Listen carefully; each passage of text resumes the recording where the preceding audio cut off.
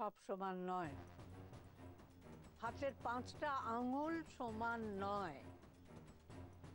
এই যে মানুষটা রাত ভোর বাইরে থেকে ফিরল, তোরা কি একবারও জানতে চেয়েছিস যে সে কোথায় গেল, কেন গেল, এখন সে কেমন আছে?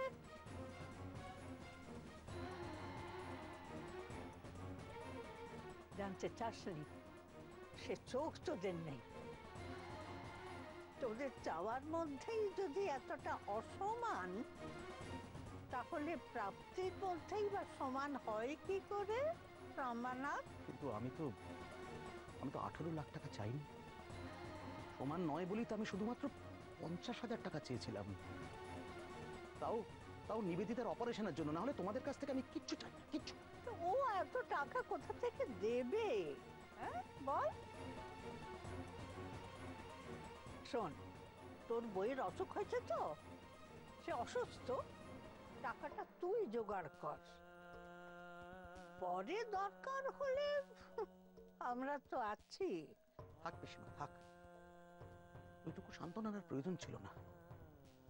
আমার আমার যা জানার তা জানা হয়ে গেছে, সব বোঝা হয়ে গেছে আমার, সব বোঝা হয়ে গেছে।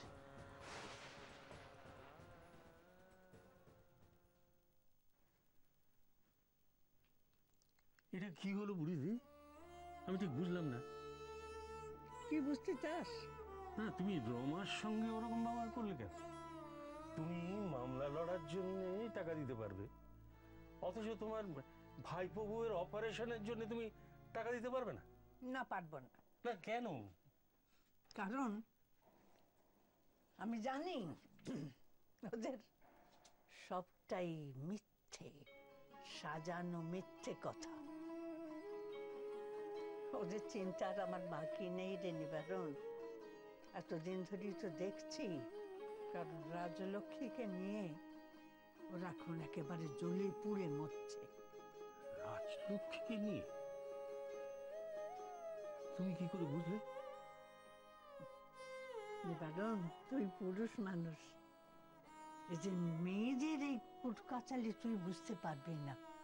ওসব আমার উপর ছেড়ে দে। আমি যেটা করেছি আমি জানি সেটা ঠিক করেছি।